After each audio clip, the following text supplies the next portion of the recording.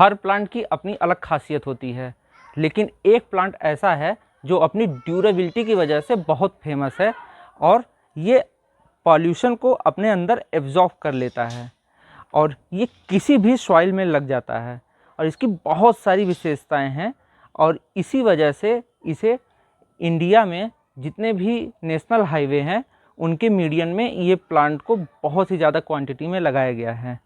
ये plant drop tolerant है और ये लगभग 2 वैरायटी में आता है। पहला जो देसी कनेर होता है वो उसका फ्लावर जो होता है वो बड़े में होता है और ये दूसरा हाइब्रिड वाला जिसमें फ्लावर की जो साइज़ होती है बहुत छोटी होती है लेकिन ये गुच्छे में होता है। और इसमें भी जो हाइब्रिड वाली है 2 वैरायटी होती है। एक ये लॉन्ग वाली वैरायटी जिसकी हाइट लगभग 3 से 6 मीटर तक जा सकती है और दूसरी इसी में ड्रॉप वैरायटी आती है। और गमले में लगाने के लिए ये दोनों ही वैरायटी बहुत ही अच्छी होती हैं। ये किसी भी तरीके के सॉइल में आसानी से चल जाता है और इसे बहुत ही कम मेंटेनेंस की ज़रूरत होती है। और ये जो पॉल्यूशन होता है जैसे कि सल्फर डाइऑक्साइड और दूसरे जो स्मॉल पार्टिकल होते हैं पॉल्यूशन को उन सब को एब्जॉर्ब कर लेता है और ये हवा को प्यूरिफाई करने के अलावा ही ये हाईवेज़ में साउंड बैरियर का भी काम करता है। तो हाईवेज़ में आजकल तो मैं देख रहा हूँ कि बोगनवेलिया और कनेर यही 2 जो प्लांट है वो मैक्सिमम सर्वाइव कर पाते हैं क्योंकि हाईवेज़ का जो स्ट्रेच होता है वो बहुत बड़ा होता है तो इसमें जो वाटरिंग होती है वो इरेगुलर हो जाती है। वहीं दूसरा पॉल्यूशन और हीट इतनी ज़्यादा एक्सट्रीम होती है कि मैक्सिमम प्लांट सर्वाइव नहीं कर पाते। तो इस प्लांट की सर्वाइबिलिटी की ही वजह से इसे सब जगहों पे लगाया गया है और इसे प्रून करके अच्छे से शेप में इसे बना दिया जाता है जिससे देखने में ये बहुत अच्छा लगता है। वैसे जनरली ये जो कनेर है ये रेड, येलो, पिंक, ओरल और वाइट जैसे कलर में आता है और ये इसी तरीके से बंचेस में फ्लावर देता है। इस प्लांट की ग्रोथ काफ़ी फास्ट है। मैं इस प्लांट को थोड़ा ऊपर रख देता हूँ। तो जब मैं इस प्लांट को ख़रीद के लाया था अभी इसे 1 साल ही हुए तो ये 1 फीट का ही था और ये लगभग इस समय 3 फीट का ये प्लांट हो गया है और ये भी 1 साल के अंदर में ही। तो ये प्लांट गमलों के लिए इसलिए भी बेटर है क्योंकि ये थोड़ी सी ही सॉइल में ये काफ़ी बड़ा हो जाता है और इसे आप ट्री के शेप में भी बना सकते हैं। वैसे मैं इस प्लांट को लगभग 4 फीट का चाहता हूँ और उसके बाद मैं इसे बूशी करूँगा तो इसीलिए मैंने इसे प्रून नहीं किया। लेकिन ये देखिए ये ऑटोमेटिक ही ये इन दोनों जगह से ये नोड से ये यहाँ पे भी और यहाँ पे भी ये 3-3 ब्रांचेस निकल आई हैं क्योंकि जब ये नर्सरी वालों ने दिया था तो उसका जो ये ऊपर का एरिया है ये उन्होंने पहले से ही प्रून कर दिया था। तो जिस जगह से आप इसे प्रून करेंगे वहाँ से कई ढेर सारी डालियाँ निकल आएंगी। अब ये टोटल इसमें 6 डालियाँ हो गई हैं तो मैं इन 6 को जब प्रून करूँगा तो 6 से भी 3-3 निकलेंगी तो इस तरीके से 18 हो जाएंगी और जितनी ज़्यादा डालियाँ होंगी उसमें उतने ज़्यादा ही फ्लावर निकलेंगे। फ्लावर कुछ इस तरीके से ये अलग से ये स्टेम निकल करके इसमें फ्लावरिंग होती है और जब ये फ्लावरिंग कंप्लीट हो जाती है तो ये सूख जाती है। तो इसी तरीके से जहाँ पे ये सूखेगा वहाँ से फिर ये 2-3 अलग अलग स्टेम निकल जाएगा तो ये इसी तरीके से ये बुशी होता चला जाता है। तो अब इस प्लांट की कुछ बेसिक केयर की बात कर लें तो इस प्लांट को आप फुल सन में रखिए। ये इंडियन क्लाइमेट के हिसाब से अच्छी तरीके से ढला हुआ है और अगर आप इसे एकदम हाई टेम्परेचर में भी रखते हैं तब भी इस प्लांट को कोई दिक्कत नहीं है। तो ये अपने यहाँ की ये 44-45 डिग्री सेल्सियस की जो गर्मी है उसे भी ये बर्दाश्त कर ले जाता है। तो इसे आप पूरे दिन धूप में रखिए, ये ज़्यादा बेटर रहेगा। हाँ, 2-4-6 घंटे की इसे पार्शियल शेड मिलती है तो कोई दिक्कत नहीं है, लेकिन कोशिश करिए आप इसे ओपन एरिया में और खुली धूप में रखें। वहीं वाटरिंग की बात की जाए तो इसे जब इसका मिट्टी सूख जाए तभी इसे वाटर कीजिए। और तीसरी कंडीशन कि इसकी सॉइल, तो सॉइल इसे वेल ड्रेन्ड सॉइल चाहिए, यानी कि जिसमें आप पानी डालें और उसमें पानी टिके नहीं। तो ये आप देख रहे हैं ये पूरी तरीके से सूख जाता है इसका मिट्टी, तब मैं इसमें पानी देता हूँ। अभी भी ये हल्का मॉइस्ट है तो अगर आप इसमें 2-3 दिन तक पानी नहीं भी देते हैं तब भी ये प्लांट बर्दाश्त कर ले जाएगा। और यहाँ तक कि अगर इसमें थोड़ा ओवर वाटरिंग भी हो जाती है तब भी ये प्लांट बर्दाश्त कर ले जाता है।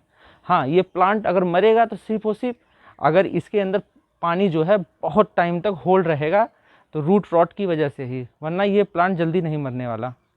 तो इस प्लांट को मैं रिपोर्ट करके दिखाता हूँ कि किस तरीके से रिपोर्ट करूँगा। मैं जो इसकी पॉटिंग मिक्स तैयार कर रहा हूँ उसमें मैंने 50% मिट्टी, 25% सैंड और 25% कंपोस्ट लिया हुआ है।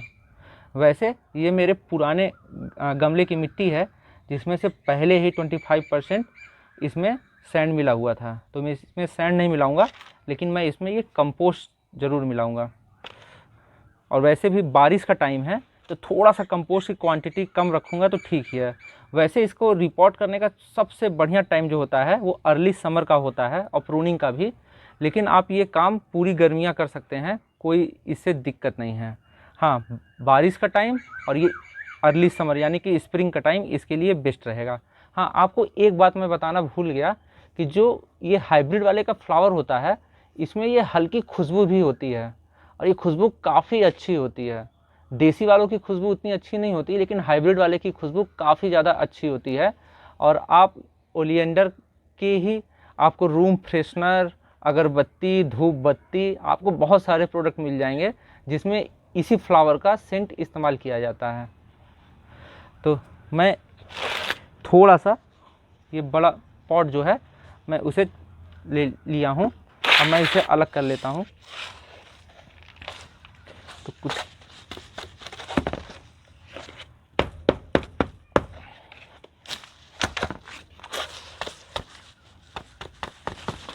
तो ये कुछ इस तरीके से ये मिट्टी अलग हो गई। तो ये प्लांट अभी 10 इंच के ये गमले में था और ये 1 साल का हो गया था। अब मैं इसे थोड़ा सा बड़े में लगाऊंगा। आप चाहें तो इसे प्रून करके इसी में थोड़ा मिट्टी में खाद पानी मिला करके सेम पॉट में भी लगा सकते हैं, लेकिन मुझे ये प्लांट बड़ा और बूसी चाहिए तो इसीलिए मैं इसे थोड़ा बड़े में लगा रहा हूँ। तो ये कुछ इस तरीके से मैं अपनी मिट्टी तैयार कर लेता हूँ। बारिश के टाइम सारे न्यूट्रिशन जो होते हैं वो प्लांट के ये जो खाद के होते हैं वो सारे बह जाते हैं, और वैसे बारिश के पानी में खुद न्यूट्रिशन होता है तो बैलेंस हो जाता है। तो इसीलिए बारिश के टाइम अगर आप कोई प्लांट लगा रहे हैं तो उसे या तो शेड में रखें जहाँ पे बारिश का पानी ना मिले, या फिर आप उसमें खाद की क्वांटिटी कम डालें। और जब बारिश ख़त्म हो जाए, जैसे कि सितंबर अक्टूबर का महीना, तब तो आप उसमें फिर से खाद दे दें। तो इस तरीके से आपके जो मिट्टी है वो न्यूट्रिशन रिच बनी रहेगी हमेशा। तो ये मैं इसमें कुछ इस तरीके से लगा देता हूँ।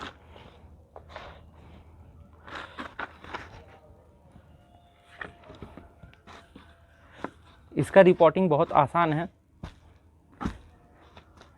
ये मैं ज़्यादा इसके रूट को डिस्टर्ब नहीं कर रहा हूँ, लेकिन ये हार्डी प्लांट है। अगर थोड़ा बहुत आप इसे इसके रूट्स को ट्रिम भी कर देते हैं तब भी कोई दिक्कत नहीं है। वैसे आप इसकी जो लेंथ है अगर गमले में लगाए हैं तो बहुत ज़्यादा ना रखें तो ही बेटर होगा। क्यों? क्योंकि जब बारिश का टाइम आता है और मिट्टी पूरी तरीके से गीली हो जाती है तो ये इस तरीके से लैगी हो जाते हैं और ये गिरने लगते हैं। वहीं इसके पत्ते को पीले पड़ने का रीज़न भी यही होता है, या तो इसमें ये ओवर वाटरिंग हो जाती है या फिर इसमें धूप की कमी हो जाती है। यानी कि आप ऐसे छांव वाले एरिया में रखें जहाँ धूप नहीं मिल रही है, इस वजह से। वैसे ये वेरीगेटेड है तो इसकी जो पत्तियों में पहले से ही ये पीलापन है, तो इस पीलेपन की बात नहीं कर रहा हूँ मैं, ये इस तरीके के पीलेपन की बात कर रहा हूँ। ये जो जल गया और ये लैगी हो जाता है कुछ इस तरीके से। तो ये हमारा प्लांट लग गया। अब मैं बस इसमें पानी दे दूंगा। ये हो गया। वैसे एक बार कुछ इस तरीके से हिला करके, जो थोड़ी बहुत जगह बन रही है थोड़ा सा और डाल देता हूँ। तो ये हो गया। तो तो इसका रिपोर्ट करना इतना आसान है। आप इसका कलम भी लगा सकते हैं। आप ये कुछ इस तरीके से सेमी हार्ड वाला एरिया ये काट करके आप इसे मिट्टी में या पानी में दोनों तरीके से प्रोपोगेट कर सकते हैं। और उसमें जो नॉर्मल मैंने ये सॉइल बनाई है जिसमें सैंड, मिट्टी और कंपोस्ट तीनों मिला करके आप इसी नॉर्मल सॉइल में इसे लगाएंगे, लग जाएंगे। हाँ, ये हाइब्रिड कनेर का जो टाइम होता है लगाने का, वैसे कोई भी प्लांट होता है उसकी कटिंग लगाने का सबसे बेस्ट टाइम अगस्त होता है। क्यों? क्योंकि जून में कई हिस्सों में बारिश कंटिन्यू होता नहीं है, जुलाई में बारिश चालू भी होता है, तो इन्वायरमेंट में कटिंग लगने के लिए मॉइस्चर चाहिए जिससे कटिंग सूखे ना। तो अगस्त के महीना ऐसा होता है जब पूरे देश में अच्छी खासी बारिश हमारे यहाँ हो चुकी रहती है और इन्वायरमेंट में अच्छा खासा मॉइस्चर होता है। तो इस वजह से अगस्त में सबसे अच्छी कटिंग्स लगती हैं। तो आज के वीडियो बस इतना ही। जल्दी मिलते हैं मेरे नए प्लांट की वीडियो के साथ। तब तक के लिए बाय बाय।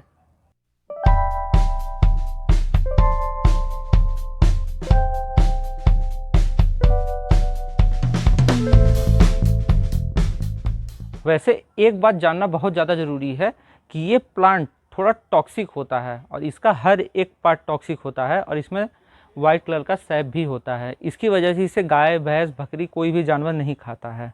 और वैसे भी एक स्टोरी है कि नेपोलियन के लगभग 100 से ज़्यादा सैनिक मारे गए थे क्योंकि उन्होंने रात में इसकी जो डंडी है, इसकी लकड़ी, इसकी पर रख के मीट पकाया हुआ था, जिसे खाने के बाद उसके 100 सैनिक मर गए। तो अब ये बात पता नहीं सही है कि नहीं सही है, ये तो मुझे नहीं पता, लेकिन ये बात तो ज़रूर पता है कि अगर इसे आप बहुत ज़्यादा मात्रा में कंज्यूम कर लेते हैं तो आपके लिए दिक्कत वाली बात है।